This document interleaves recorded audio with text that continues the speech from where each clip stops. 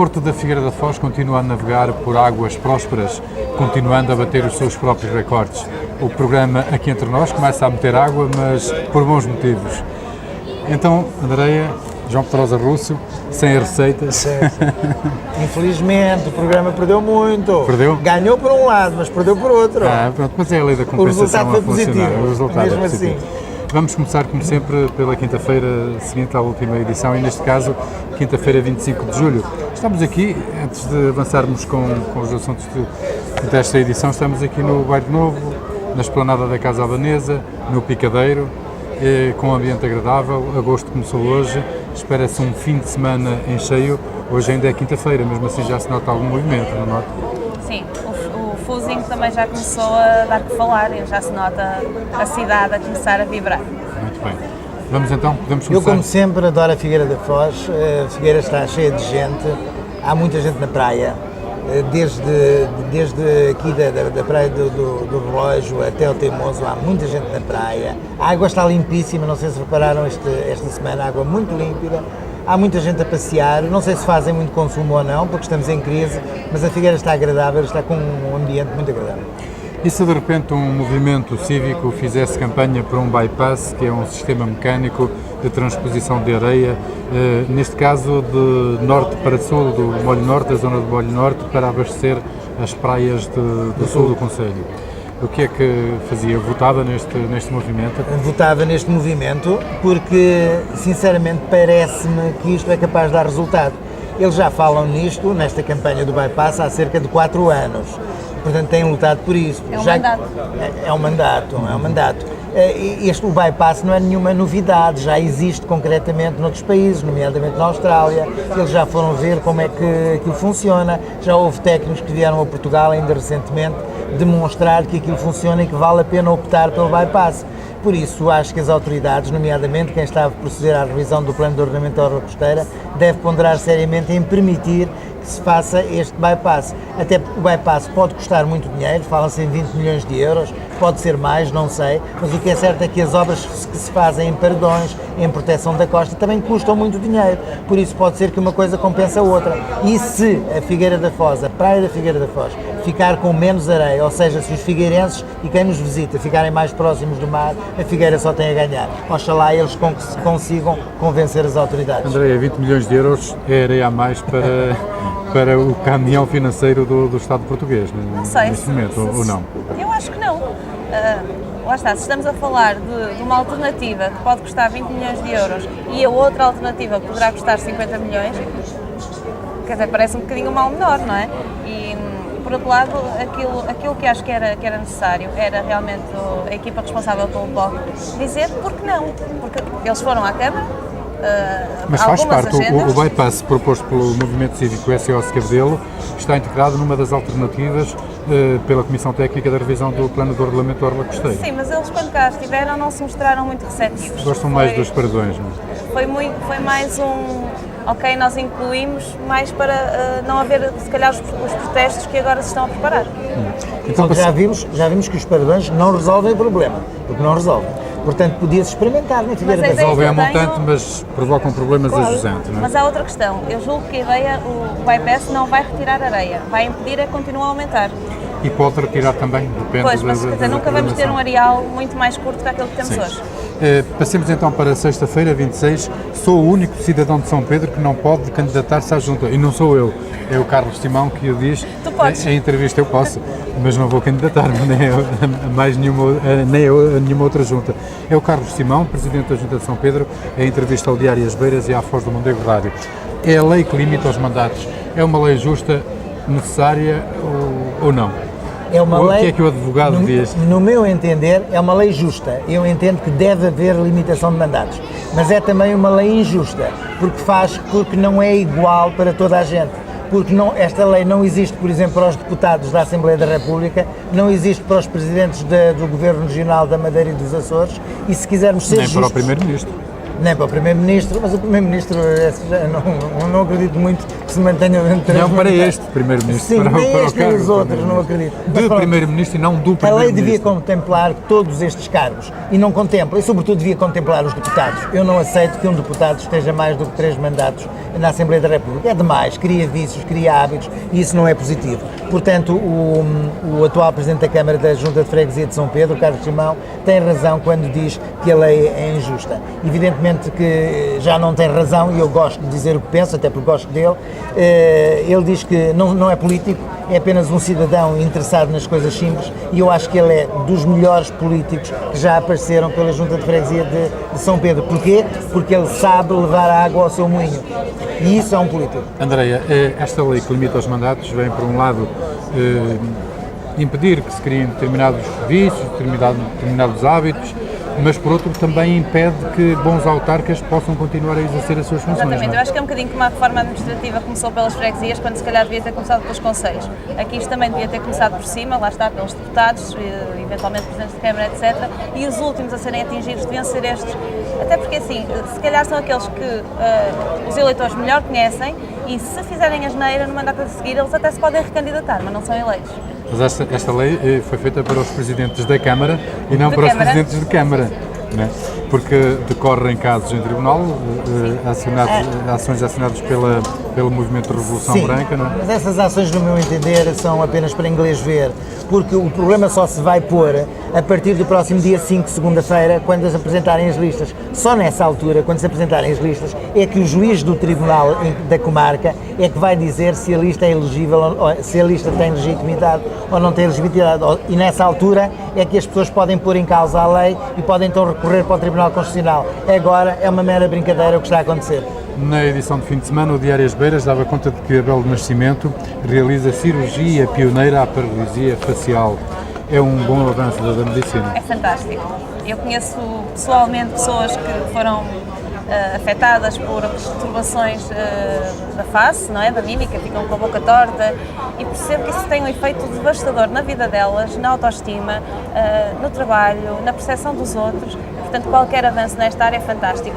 Ser português, ser aqui da região é muito, muito bom. E continuamos a falar bem, boas notícias que vêm de Coimbra. Sim, Coimbra é de facto a capital da saúde, a Figueira está muito perto de Coimbra, o que dá à Figueira da Foz uma qualidade de vida muito grande. A Andreia tem razão quando refere que isto melhora imenso a autoestima das pessoas, por exemplo, aquelas pessoas que têm a boca ao lado, aquelas pessoas que não conseguem fechar o olho, e isso é extremamente importante para melhorar a autoestima. Só que eu gostava de chamar a atenção, isto é uma operação que foi realizada num hospital privado e não no serviço público, e o que eu quero chamar a atenção é que o serviço público, ou seja, o Serviço Nacional da Saúde, também deve propiciar àqueles que não têm dinheiro para pagar estas operações, deve propiciar a essas pessoas a possibilidade também de melhorar a sua autoestima.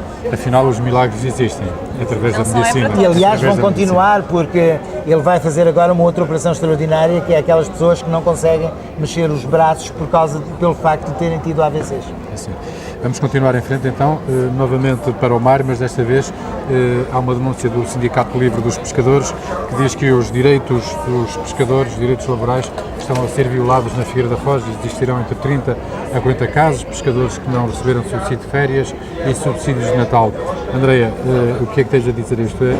É mais do mesmo que afeta todos os setores, sobretudo em tempos de crise? É um bocadinho, mas eu fiquei muito surpreendida com esta notícia porque eu confesso que já cá estou há uns aninhos e não fazia ideia que havia pescadores a receberem, até há pouco tempo, em cestas de peixe.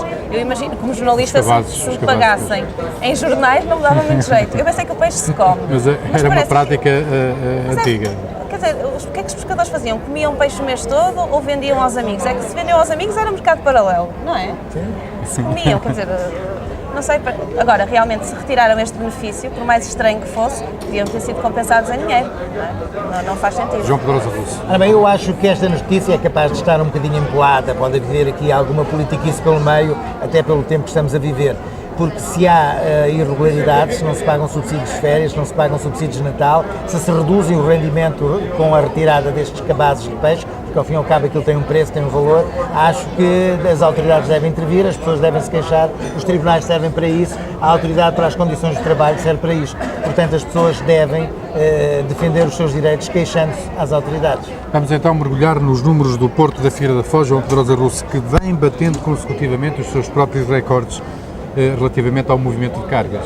Sim, foi extraordinário durante este... Movimento de carga, de mercadoria. Carga, sim, de mercadoria. Durante este primeiro semestre foi ultrapassado 1 milhão de toneladas de mercadoria, o que é extremamente positivo. O aumento percentual foi bastante grande e, de facto, o futuro da Figueira da Foz passa em grande parte pelo porto comercial.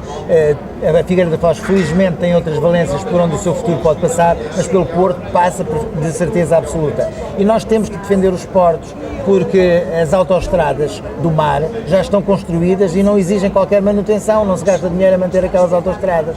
Portanto, o Porto da Figueira da Foz deve ser... Lamentavelmente para os privados, não é? Tudo bem, mas é assim que deve ser. Por outro lado, não podemos esquecer que Portugal está extraordinariamente bem localizado e tem uma área marítima enorme. Portugal é quase dos maiores países do mundo. Portugal não confronta com o Oceano Atlântico, Portugal confronta com os Estados Unidos, confronta com a Irlanda, confronta com o Canadá. A gente não se pode esquecer disso por causa da zona marítima e, portanto, devemos ter em conta também que, como vinha num excelente artigo, um artigo pequeno, mas excelente, do jornalista Henrique Raposo, do Expresso, ele chamava a atenção que o Porto de Sines, isto a propósito do Porto de Sines, mas podemos incluir o Porto da Figueira da Foz, é o porto mais próximo da China, da Singapura, e por isso é que Singapura investe em Sines, ou seja, é uma porta de entrada para a Europa muitíssimo importante, portanto é preciso defender o Porto. Por outro lado, o Porto da Figueira da Foz está ligado às linhas de caminho de ferro, Sines também, só que infelizmente não há. André depois pode continuar e falar nisso, porque é importante. É preciso apostar no caminho de ferro. Mas já agora vou-lhe dizer uma coisa, J. Alves, que tem passado despercebida a muita gente. As medidas cautelares, em termos de direito de urbanismo, para o corredor do TGV já caducaram. O Governo deixou caducar. Ou seja, se você tiver um terreno nesse corredor, na Figueira da Foz não existe, mas existe em Pombal, por exemplo. Se tiver um terreno nesse corredor e agora quiser construir uma casa, pode construir. E o ano passado não podia construir porque estava reservado para o TGV. Ou seja, nós precisamos de acautelar o futuro em termos de ligações marítimas e ferroviárias, porque os portos estão ligados intimamente às linhas férreas. Isto é um assunto interessante que ainda não vê nos jornais. Mas de certeza que ninguém quer construir uma casa com o TGV a passar pela sala, não, pela sala de estar. Havia, e eu posso mostrar, havia um corredor. Sim. Naquele corredor não se podia construir nada, nem um galinheiro, não se podia construir. Só que aquelas medidas cautelares são medidas provisórias, caducam ao fim de determinado tempo se não forem renovadas. E o Governo deixou caducar. E há uma grande preocupação, precisamente por causa da revisão dos PDMs, por causa desse assunto. Fica aqui uma notícia em primeira mão de João Pedrosa Russo, sempre atento, o advogado e o comentador.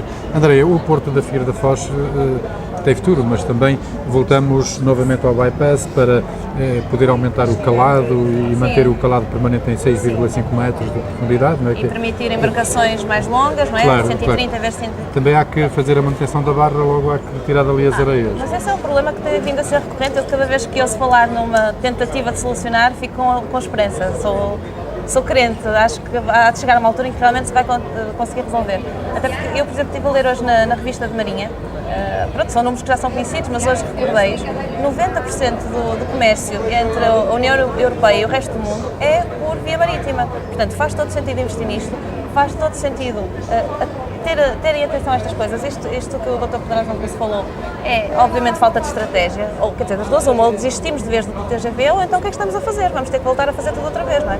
E depois é a questão da bitola europeia, que é o facto das nossas linhas férreas não terem a mesma largura do resto da Europa e, portanto, não é fluido, não é? Orientamos pela bitola ibérica. Exatamente. Mas isso causa um custo de contexto, como agora se diz, muito grande, porque os comboios chegam a determinada altura, têm que parar e têm que trocar, e E isso causa, o tempo é dinheiro, e isso causa transtorno. Mas já agora eu gostava de chamar a atenção... Era o medo dos ibéricos que os franceses invadissem a península Exato, através da mas tem a ver exatamente por causa disso. Mas já agora queria chamar a atenção para uma coisa que me disseram no outro dia, em voz baixa, é que apesar da boa gestão que tem sido empreendida no Porto Comercial da Figueira da Foz, segundo consta, a administração vai mudar e não creio que vá para melhor. Fica aqui a observação de João Pedrosa Russo. Vamos terminar aqui entre nós com outro recorde, mas este negativo, porque a APAF, a Associação de Proteção de Animais da Figueira da Foz, espera que 2013 bata o recorde desta associação, e já existe há muitos anos, de abandono de animais. E a Flor Bela Brízida, que é a presidente desta associação, uma dirigente desta associação, diz que a culpa não é só da crise. Andreia, é também do impulso de se ver um animal bonito, de se levar para casa e depois os custos que isso implica, o tempo que tem de lhes dedicar, vai interferir com o cotidiano das pessoas e nem todas estão preparadas para isso. A minha avó já me dizia que tudo que é pequenino tem graça, não é? E portanto as pessoas veem um cachorrinho ou veem um gatinho e querem levá-lo para casa. Depois o gatinho cresce e torna-se arisco, o cão fica enorme e derruba tudo em casa e rói, e muitas vezes as pessoas não têm depois a paciência necessária. Acho que a crise também é capaz de ter algum peso, mas acho que as pessoas, acho que a crise não leva ao abandono, acho que a crise leva a que se procure uma alternativa. Ou seja, eu se não tiver dinheiro para alimentar a minha família, se calhar se tiver que sacrificar alguém, em primeiro lugar, sacrificar no sentido de reduzir custos, não é? Se bem que eu acho que um animal não custa assim tanto, mas pronto, mas eventualmente poderia tentar encontrar, ou por exemplo, se eu tiver que sair da minha casa e com uma casa onde não posso ter animais, não é? O que é que eu vou fazer? Não vou viver para a rua, mas procuro uma alternativa, procuro alguém que fique com o animal. Eu acho que isto é muito mais uma questão de mentalidades, de falta de civismo, de falta de bom senso, e acho que é muito importante que a APAF venha a ter o apoio que precisa, o terreno que precisa, e que os políticos se lembrem da APAF ao longo dos 4 anos e não só na parte final. João Pedrosa Russo, são números preocupantes, porque São, no reino animal também sofre. Muito embora em termos jurídicos os animais sejam coisas, isto para as pessoas que nos Não estão a têm ouvir direitos ou a porque não ver... têm deveres, não é? Exato, isto para as pessoas que nos estão a ver ou a ouvir, se calhar estão a dizer mal de mim, mas a verdade é essa, que os animais em termos jurídicos são coisas. Eu acho que nós devemos ter respeito pelos animais e é lamentável que quem goste de um animal quando é pequenino, depois se esqueça que ele vai crescer e tem a obrigação de cuidar dele. É de lamentar que as pessoas abandonem os seus animais, sobretudo na época de verão, isso acontece. A crise é capaz de ajudar um bocado, mas eu que tenho um animal e que o trato extraordinariamente bem, entendo que as pessoas devem ter mais consideração, mais respeito, e antes de abandonar o animal, devem entrar em contacto com as associações que defendem os animais e tentar a adoção desses animais, porque é lamentável encontrar cães mortos nas estradas, por exemplo, como tantas vezes acontece, cães perfeitamente aterrados que não sabem o que é que vão fazer, se vão virar para a direita ou para a esquerda, porque estão perdidos, sem dono, e isso é lamentável. Obrigado. Aqui entre nós, que há muita gente a ver,